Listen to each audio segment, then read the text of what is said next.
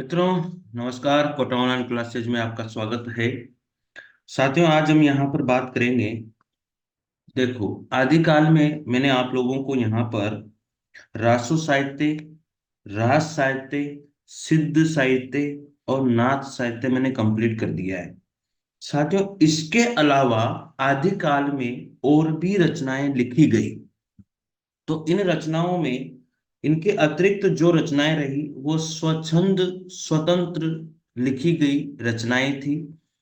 तो इसमें कौन कौन सी रचनाएं लौकिक पद्य साहित्य में आती है और कौन कौन सी रचनाएं लौकिक गद्य साहित्य में आती है, उस आधार पर जो स्वतंत्र रूप से लिखी गई रचनाएं, जो आदिकालीन रचनाएं हैं, उनके बारे में भी हम लोग यहाँ पर थोड़ा सा जानेंगे।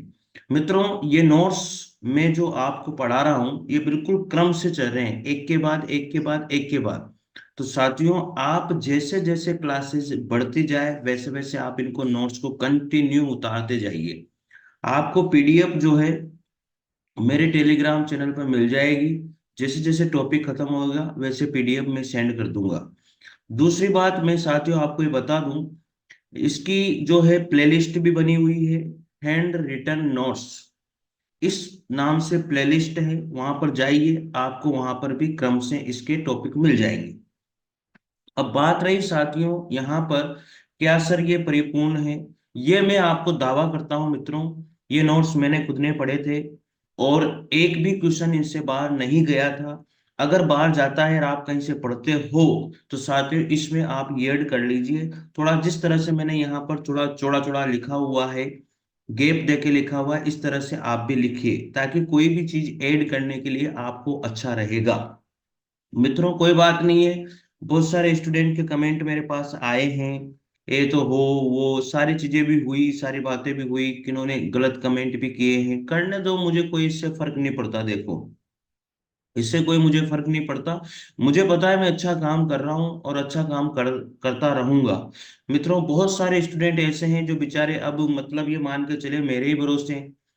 बहुत सारे स्टूडेंट ने बोला है कि सर हम आपके भरोसे हैं और आपके नोट्स को हम लोग उतार रहे हैं, इसलिए आप क्लास से कंटिन्यू कीजिए। तो मैं इन ऐसे आलतू फालतू जो कमेंट करने वाले हैं उनसे मैं डरने वाला भी नहीं हूँ साथियों। मैं कंटिन्यू ये काम करता रहूंगा और कर रहा हूँ। ठीक है। तो मित्रों, आप लोग निश्चित रहिए, ये क्लासेज आपको कंटिन्यू मिलती रहेगी। आपका प्यार मुझे मिल रहा है, इससे मैं प्रोत्साहित और उत्साहित हो रहा हूँ। तो निश्चित रूप से क्लास में आपको दूंगा। चलिए साथियों, ज्यादा बातें नहीं करते हुए पढ़ाई करते हैं। देखिएगा, आदिकालिक जो स्वतंत्र साहित्य है, लिखा आदिकाल में गया है लेकिन ये स्वतंत्र है। कहीं ये नाथ रास रासो सिद्ध इनमें नहीं है, ये अलग से हैं। तो इनमें दो प्रकार का साहित्य रहा, एक है लौकिक पद्य साहित्य और एक है लौकिक गद्य साहित्य। तो आज हम लोग यहाँ पर बात करेंगे लौकिक पद्य साहित्य की, जो आदिकालीन है। साथियों, आदिकाल में जो स्वच्छंद रूप से, बिल्कुल स्वतंत्र रूप से जो लौकिक साहित्य है, लौकिक साहित्य रहा है, उस विषय में लिखा गया है, तो उसे हम लोगों ने यहाँ पर क्या कहा? लौकिक पद्य साहित्य कहा है। अब देखो, सबसे मुख्य बात आती है, इसमें पहली रचना आती है ढोला मारूरा दोहा। बहुत इंपॉर्टेंट रचना है ढोला मारूरा दोहा। इसके जो लेखक हैं, आपसे पहली बात तो यही पूछा जाएगा कि इसके राइटर का नाम क्या है। तो जो ढोला मारूरा दोहा जो राइटर है उसके कवि कल्लोल है, या हम इसको कुशल लाभ के नाम से भी जानते हैं। क्या नाम है? कवि कल्लोल, या इसे हम लोग जो है कुशल लाभ के नाम से भी जानते हैं। मित्रों, आगे देखते हैं। जो आचार्य रामचंद्र शुक्ल रहे हैं, आचार्य रामचंद्र शुक्ल रहे हैं, उनके अनुसार जो कवि कल्लोल ने 1473 ईस्वी में इसे लिखा, कवि कुशल लाभ ने इसे 1561 ईस्वी में कुछ पद लिखे थे, इसलिए इनका नाम भी दिया जाता है। तो डोला मारोरा दोहा के रचनाकार कवि कल्लोल हैं, जो 1473 में इन्होंने इसको लिखा था, और 1561 में कवि कुशल लाभ ने कुछ पद लिखे थे, इसलिए इनका नाम इसमें जुड़ जाता है। ठीक है, यहाँ तक कोई समस्या नहीं है। आगे बात करेंगे साथियों, जो ढोला मारोरा दोहा जो है, उसकी जो भाषा शैली है वो कैसी है? ये डिंगल भाषा में लिखी गई है। अब आप सबको पता होना चाहिए कि डिंगल भाषा होती क्या है। डिंगल भाषा साथियों आप सबको पता है अपभ्रंश भाषा जो होती है, अपभ्रंश भाषा में आप यहाँ पर किसको मिलाओगे, राजस्थानी को। अगर अपभ्रंश भाषा में हम यहाँ पर राजस्थानी को मिला देंगे तो वो डिंगल भाषा कहलाएगी। किसको मिला देंगे, राजस्थानी को मिला देंगे, ठीक है।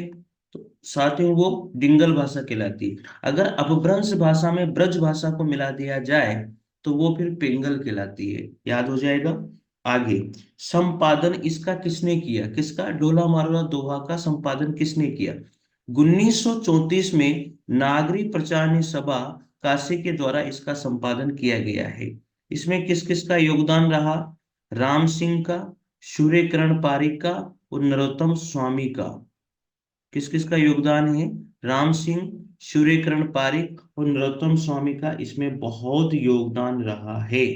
चले आगे। अब ढोला मारवाड़ दोहा के जो है प्रमुख पात्र कौन कौन रहे हैं। इसका जो नायक है वो राजकुमार ढोला रहा है, पूछ लिया जाता है। ढोला मारवाड़ दोहा का प्रमुख नायक यानी कि प्रमुख पात्र जो नायक है वो राजकुमार ढोला रहा। और ये कछुआ वंश से था साथियों। और कछुआ वंश आप सबको पता है जयपुर में ही है। और इसकी जो नायिका है वो मारवणी रही है जो पुंगल बीकानेर की रहने वाली थी। इसकी जो नायिका है वो मारवाड़ी रही है जो पुंगल बीकानेर की रहने वाली थी। हो जाएगा याद। चले आगे बढ़ते हैं साथियों। अब है राहुल वेल के रचयिता रोड़ा कवि से प्रेम वर्णन की जो प्रवृत्ति आरंभ हुई। राहुल वेल के रचयिता कौन है, रोड़ा कवि हैं। और उनसे जो प्रेम वर्ण की जो प्रवृत्ति जो आरंभ हुई है, प्रेम वर्ण की प्रवृत्ति सबसे पहले कहाँ से प्राप्त होती है, हमें रोड़ा कवि से प्राप्त होती है। उससे आरंभ हुई, उसका जो चरम उत्कर्ष है, मतलब जो चरम सीमा पर जो पहुंच गई वो बात है, वो ढोला मारुला दोहा में देखने को हमें मिलती है। ये बात आपको ध्यान रखनी है। एक बार फिर रिपीट कर रहा हूं कि राहुल वेल के जो रचयिता है वो कौन है, रोड़ा कवि है। पहली बात तो आपको यही याद रखनी है कि राहुल वेल के रचयिता कौन है, रोड़ा कवि है। क्वेश्चन आ जाता है। अब रोड़ा कवि ने जो है प्रेम वर्ण की जो प्रवृत्ति शुरू करी थी उसको चरम उत्कर्ष पर पहुंचाने का काम ढोला मारूरा में किया गया था, कुशललाभ या इसके द्वारा कवि कल्लोल के द्वारा। अब आगे बात करते हैं। ढोला मारूरा दोहा में जो है इसे एक प्रेम गाथात्मक काव्य कहा जाता है। यानी कि साथियों इसमें प्रेम गाथात्मक यानी कि प्रेम गाथा यानी कि प्रेम को इसमें गाया गया है।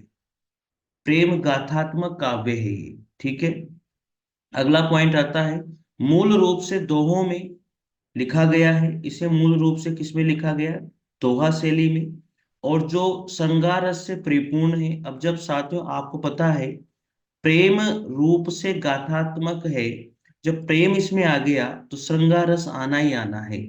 इस तरह से आप याद रखें, जहां प्रेम आ गया वहां श्रृंगार आना ही आना है। इस परंपरा को बिहारी के काव्य में देखा जाता है।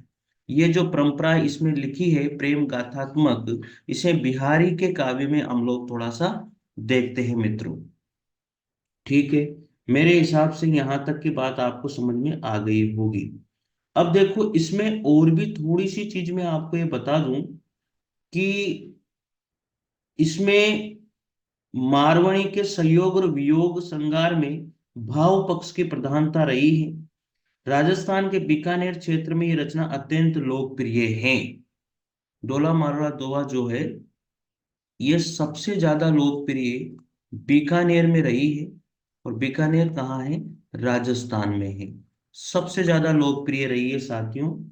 और यहाँ पर सबसे इसका जो प्रसिद्ध कथन है, इसकी जो प्रसिद्ध कथन जो प्रसिद्ध पंक्तियां हैं वो है, सोरठियो दूहो भलो भली मरवणरी बात जोबन छाई धन भली तारा छाई रात। क्या है, सोरठियो दूहो भलो भली मरवणरी बात जोबन छाई धन भली तारा छाई रात। तो साथियों ये पंक्ति कभी कभी जो है दे दी जाती है और ये पूछ ली जाती है कि ये पंक्ति कहाँ से ली गई है, ये पंक्ति किसने लिखी है। अगली बात आती है, आचार्य हजारी प्रसाद द्विवेदी, नरोत्तम स्वामी विश्वनाथ प्रसाद मिश्र आदि विद्वानों ने इस काव्य भाव के गांभीर्य को परिष्कृत परिष्कृत लोक रुचि का प्रतीक माना है। साथियों, इसे जो है आचार्य हजारी प्रसाद द्विवेदी रहे, नरोत्तम स्वामी रहे, विश्वनाथ रहे, इन्होंने जो है इस काव्य भाव को, इस काव्य भाव के गांभीर्य को क्या माना, एक परिष्कृत रूप माना है, परिष्कृत लोक रुचि का प्रतीक माना है। कैसे परिष्कृत, मतलब थोड़ा सा उसमें मॉडिफिकेशन किया गया है। ठीक है मित्रों, मेरे हिसाब से डोला मारवा दोहा में आपको कोई समस्या नहीं होनी चाहिए। नंबर 2 पे बात आती है जयचंद प्रकाश और वह जय मयंक जस चंद्रिका। दो रचनाएं हैं, जयचंद प्रकाश, जय मयंक जस चंद्रिका। ये अप्राप्य करते हैं, मतलब कहने का यह है कि ये अभी प्राप्त नहीं हुई है। अब इसका जो उल्लेख है वो दयादास कृत राठौरारी ख्यात में हमें प्राप्त होता है। किसका? जयचंद प्रकाश, जयचंद प्रकाश या फिर जय मयंक जस चंद्रिका, इसका जो उल्लेख है साथियों वो हमें राठौड़ारी ख्यात में प्राप्त होता है। अब राठौड़ारी ख्यात किसने लिखी है? दयाल दास के द्वारा लिखी गई है। साथियों, पहली जो रचना है जयचंद प्रकाश, उसके राइटर है जय भट्ट केदार, और जय मयंक जस चंद्रिका के राइटर है मधुकर कवि। बस इसमें इतना ही याद करना है आपको कि जयचंद प्रकाश किसने लिखा? भट्ट केदार ने लिखा है। जय मयंक जस चंद्रिका किसने लिखी? मधुकर कवि ने लिखी।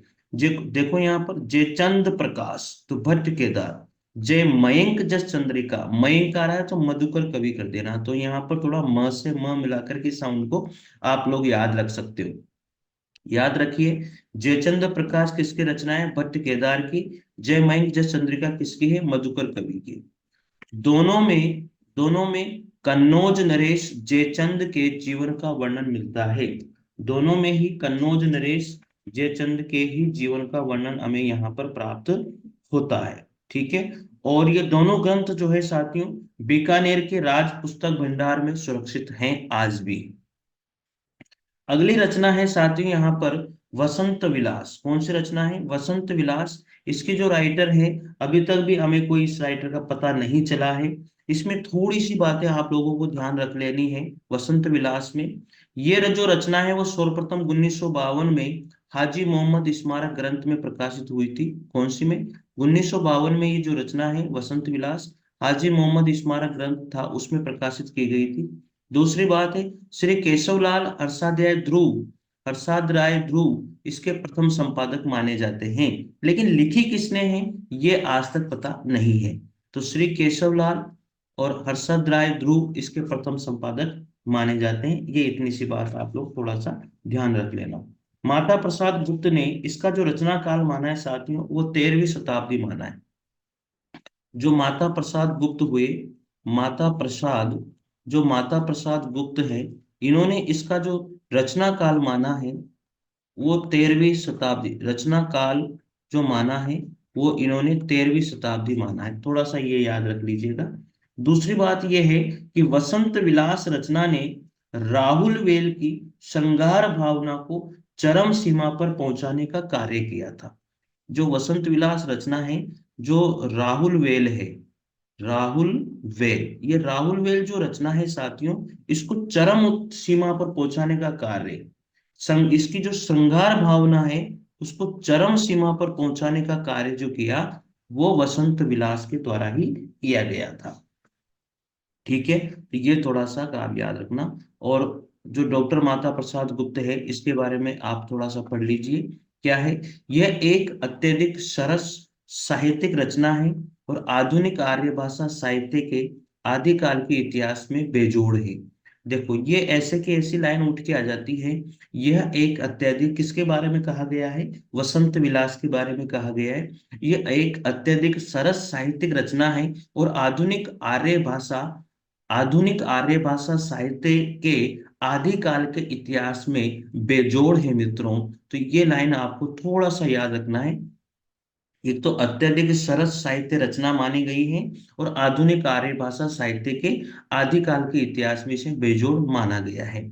चले आगे बात करते हैं। इसमें जो कुल दोहे रहे हैं वो 84 रहे हैं। कितने दोहे रहे? 84। इसमें वसंत और वह स्त्रियों पर विलासपूर्ण प्रभाव देखने को मिलता है। वसंत आप जानते ही हो, और स्त्रियों पर जो है विलासिता का भाव देखने को मिलता है, विलासिता में लिप्त भाव इसमें देखने को मिलता है।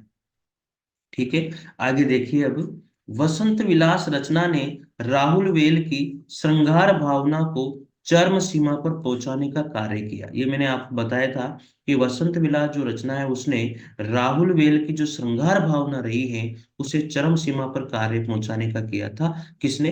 राहुल वेल को वसंत विलास के द्वारा। अब बात आती है, वेरी वेरी इंपॉर्टेंट टॉपिक है साथियों, अमीर खुसरो। यहां से एक प्रश्न हर एग्जाम में पूछा जाता है, केंद्रीय विद्यालय में। ये बहुत शानदार टॉपिक रहा था।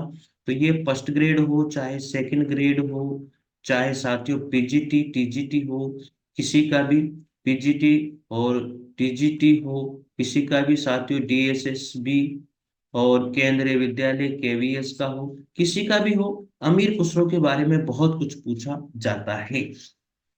अब बात करते हैं साथियों अमीर खुसरो के बारे में यहाँ पर बहुत बढ़िया तरीके से, ताकि आपको एक एक चीज क्लियर हो। अमीर खुसरो का सबसे पहली बात है जन्म। अमीर खुसरो का जो जन्म हुआ वो 1255 ईस्वी में हुआ, यानी कि विक्रम संवत 1352 में। तो साथियों इसमें से 57 आप लोग माइनस करोगे 1312 में से, 1312 में से 57 माइनस किएंगे तो आसानी से 1255 ही निकल के आता है मेरे हिसाब से। तो देख लेते हैं एक बार। तो साथियों ये है 1312, 1312 में से 57 माइनस करें तो 1255 ही निकल के आता है। यानी कि विक्रम संवत जब भी रहेगा साथियों, विक्रम संवत जब भी रहेगा तो उसमें से हम लोग जो है 57 को क्या कर देंगे, माइनस कर देंगे, तो हमारे पास ईस्वी निकल के आ जाएगी। ठीक है, कोई दिक्कत नहीं है, ये विक्रम संवत की हम लोग बात करेंगे। और अगर शक संवत में दिया हुआ है तो वहां पर 57 को हम लोग प्लस करेंगे। ठीक है, आगे है जन्म स्थान।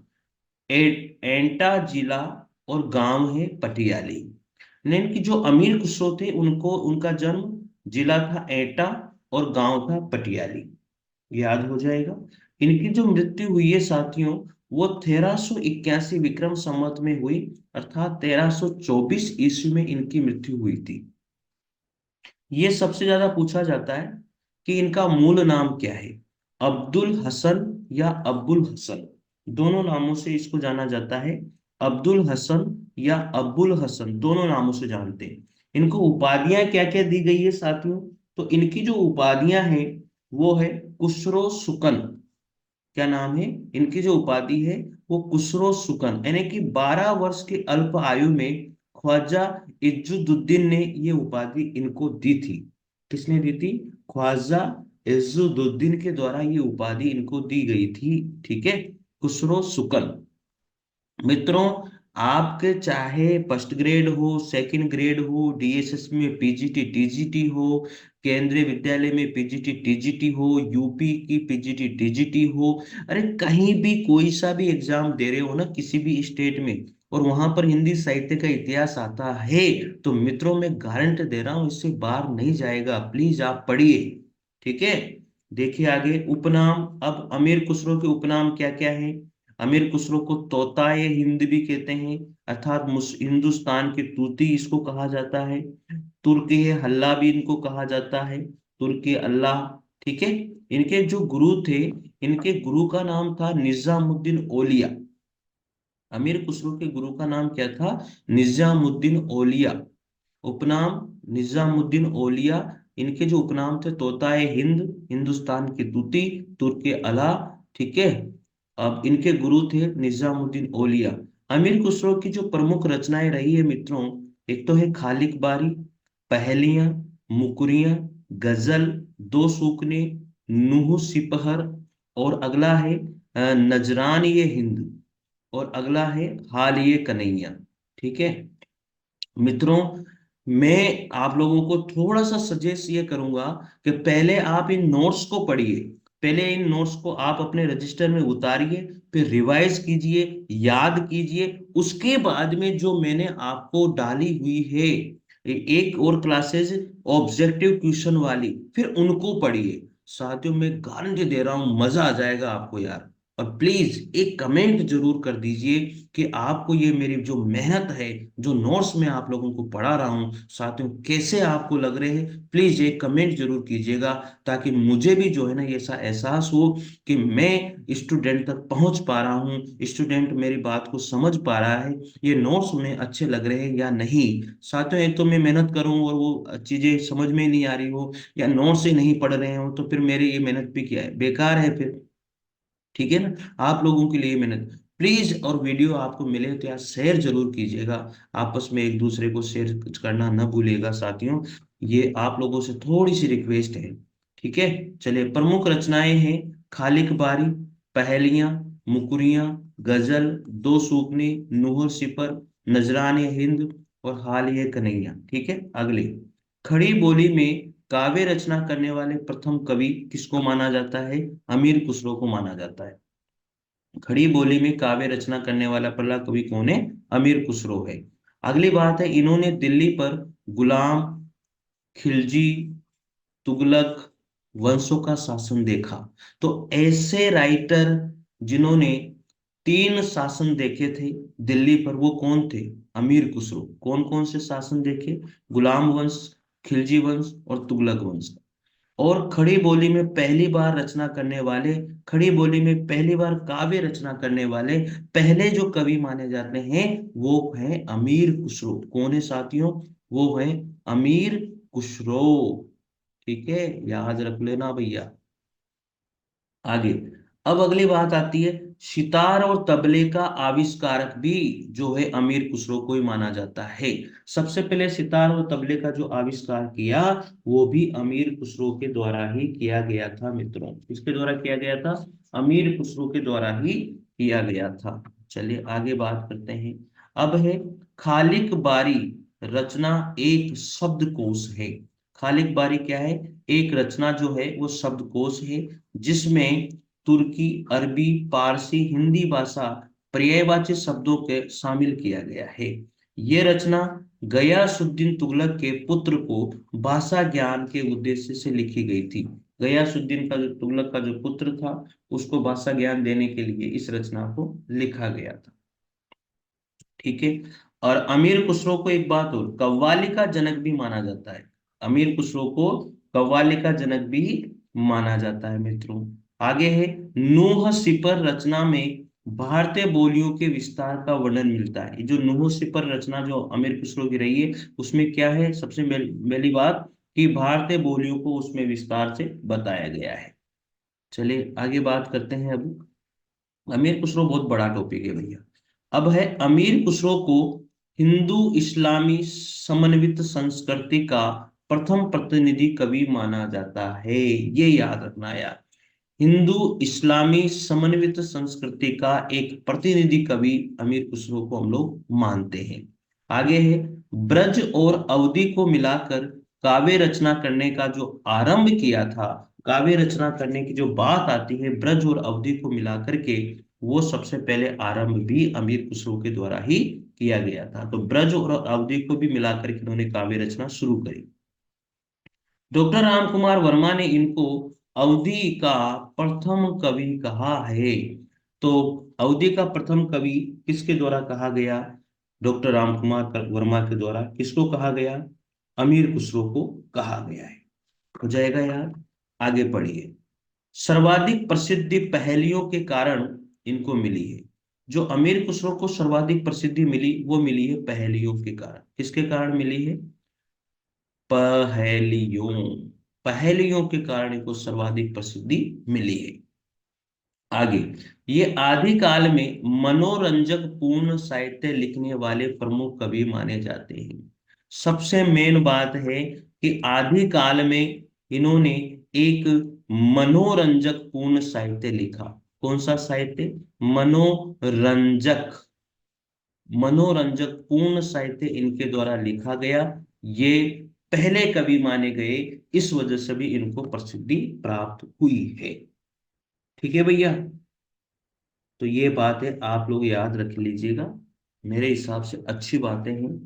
अब इनका जो प्रसिद्ध कथन है, वो प्रसिद्ध कथन क्या है? इन्होंने खुद ने कहा कि मैं हिंदुस्तान की तूती हूं, अगर तुम भारत के बारे में वास्तव में कुछ पूछना चाहते हो तो मुझसे पूछो। बहुत तगड़ी बात कही इन्होंने कि मैं हिंदुस्तान की तूती हूं, अगर तुम भारत के बारे में वास्तव में कुछ पूछना चाहते हो तो मुझसे पूछो। ये कथन किसका है? ये कथन है अमीर खुसरो का। इस तरह से पूछ लिया जाता है। अमीर खुसरो का हिंदी रचनाओं प्रथम संकलन जवारे खुसरवी। अमीर खुसरो का जो हिंदी रचनाओं का प्रथम संकलन है वो जवारे खुसरवी है। आगे बात करेंगे निजामुद्दीन औलिया। निजामुद्दीन औलिया जो इनके गुरु थे, उनकी कब्र पर अमीर खुसरो के द्वारा कुछ शब्द उच्चारित किए गए थे। ये भी पूछ लिया जाता है कि ये किसने कहा था और किसके लिए कहा था, ये पूछ लिया जाता है। गोरी सोवे सेज पर मुख पर डारे केस, चल खुसरो घर आपने रैन भये चौदेस। तो ये तो बता दो किसने कहा था, क्योंकि इसमें खुसरो शब्द आ गया तो अमीर खुसरो की, लेकिन किसके लिए कहा? तो ये इनके गुरु निजामुद्दीन औलिया के लिए ये बात इन्होंने कही थी जब वो मर गए थे। तो गोरी सोवे सेज पर मुख पर डारे केस, चल खुसरो घर आपने रैन भये चौदेस। तो ये उनके लिए इन्होंने ये गीत गाया। अन्य प्रसिद्ध अब इनकी पहेलियां रही हैं। साथियों, ये आदि काल में बहुत ही मनोरंजक पूर्ण इन्होंने कार्य किया। इनकी बहुत सारी पहेलियां हैं। उन पहेलियों को भी आप लोग थोड़ा सा ध्यान रखिएगा, क्योंकि ये भी पूछ ली जाती है। तो पहली पहेली है, एक थाल मोती से भरा, सबके सिर पर औंधा धरा, चारों ओर वो थाली फिरे, मोती उसके एक न गिरे। अर्थात ये आकाश को लेकर के ये पहले लिखी गई है। एक थाल मोती से भरा, यानी कि तारे जो होते हैं, आकाश को एक थाल माना और तारे उसके मोती माने। सबके सिर पर औंधा धरा, ऐसा कहा जाता है, उल्टा है। चारों ओर वो थाली फिरे, मोती उससे एक न गिरे। तो ये आकाश के लिए बात आई है। दूसरी पहेली है, एक नार ने अचरज किया, सांप मारे पिंजरे में दिया, जो जो सांप ताल को खाए, सूखे ताल सांप मार दिया जाए। यानी कि ये होता है ना, दिया और बत्ती के लिए ये बात कही गई है। किसके लिए? दिया बत्ती के लिए। एक नार ने अचरज किया, एक नारी ने जो है बहुत आश्चर्यचकित कार्य किया। सांप मार पिंजड़े में दिया, तो पिंजड़ा यानी कि दीपक को तो पिंजड़ा माना है, और बत्ती को आप उसमें सांप मार रहे हो। जो जो सांप ताल को खाए, वो तालाब में जो उसमें घी भरा हुआ है, वो सांप, वो बत्ती अगर उसको धीरे धीरे धीरे धीरे खत्म कर देती है, तो सूखे ताल सांप मार दिया। तालाब को भी सूख सूख जाता है और सांप भी मर जाता है, अर्थात बत्ती भी खत्म हो जाती है। इस तरह की पहेलियां हैं। और देखिएगा अगली पहेली है, अरत तो इसका बुझेगा, मुंह देखो तो सूझेगा। अरत तो इसका बुझेगा, मुंह देखो तो सूझेगा। यानी कि ये किसके लिए कहा है? दर्पण के लिए कही गई बात है। अरत तो इसका बुझेगा, मुंह देखो तो सूझेगा। ठीक है ना? आगे, एक नार दो को ले बैठी, एक नार दो को ले बैठी, टेढ़ी होके बिल में बैठी, जिसके बैठे उसे सुहाए, कुसरो उसके बलबल जाए।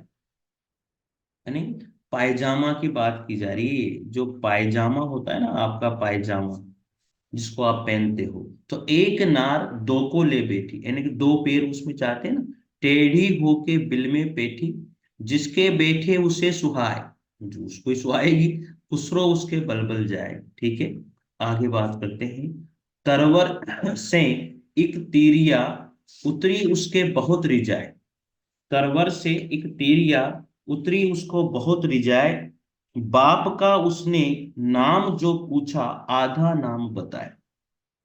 तरवर से एक तीरिया, उतरी उसने बहुत रिजाए, बाप का उसने नाम जो पूछा, आधा नाम बताए। ठीक है, अगली जो इनकी पहेली है, वो है, खीर पकाए जतन से, चरखा दिया चलाए, आए कुत्ता खा गया, बेटी तू ढोल बजाए। ठीक है, खीर पकाए जतन से, चरखा दिया चलाए, आए कुत्ता खा गया, बेटी तू ढोल बजाए। अगला है, ये लाइन पूछ ली जाती है भैया, पान सड़ा क्यों, घोड़ा अड़ा क्यों। किसकी पंक्ति है? अमीर खुसरो ने लिखी है। ये पहले किसकी है? अमीर खुसरो की। तो ये सारी पहेलियां आप याद कर लीजिए, कोई ना कोई पहेली आपसे पूछ ली जाती है, किसकी है? अमीर खुसरो की है। 8वें नंबर पर, वह आवे तब शादी होए, उस बिन दूजा होए और न कोई। ठीक है। आगे है 9वें नंबर पर, मीठे लागे वाके बोल, क्यों सकी साजन ना सकी ढोल। मीठे लागे वाके बोल, क्यों सकी साजन ना सकी ढोल। तो मित्रों, ये आज के टॉपिक था। हम लोगों ने लौकिक पद्य साहित्य शुरू किया है, और हम लोग अभी पढ़ेंगे इसको आदिकाल में। एक दो क्लास और होगी जिसमें आदिकाल खत्म हो जाएगा। उसके बाद में फिर मैं आदिकाल से संबंधित आपका एक पेपर लूंगा, फिर आपका टेस्ट लूंगा साथियों। फिर आप उसमें, मैं आंसर पहले नहीं बताऊंगा, आंसर उसके दूसरे दिन बताऊंगा। फिर आपके कितने राइट होते हैं, कितने गलत होते हैं, और उस टेस्ट पेपर को भी आप जो है लिखिएगा अपनी कॉपी में, उन क्वेश्चन को भी। और उस टेस्ट पेपर को अच्छे से दीजिएगा, ताकि पता लगे कि कितने आप गहरे पानी में हो, आपने कितनी अच्छी तरह से नोट्स पढ़े हैं। तो साथियों, मिलते हैं अगले वीडियो के साथ। तब तक के लिए जय हिंद, जय भारत। मित्रों, वीडियो को जरूर शेयर कीजिए, चैनल को लाइक और शेयर कीजिए साथियों। और पहली बार देखते हो तो जरूर जुड़िए चैनल से, आपकी लाइफ संवर जाएगी, मैं गारंटी आपको दे रहा हूँ। ठीक है मित्रों, थैंक यू, धन्यवाद।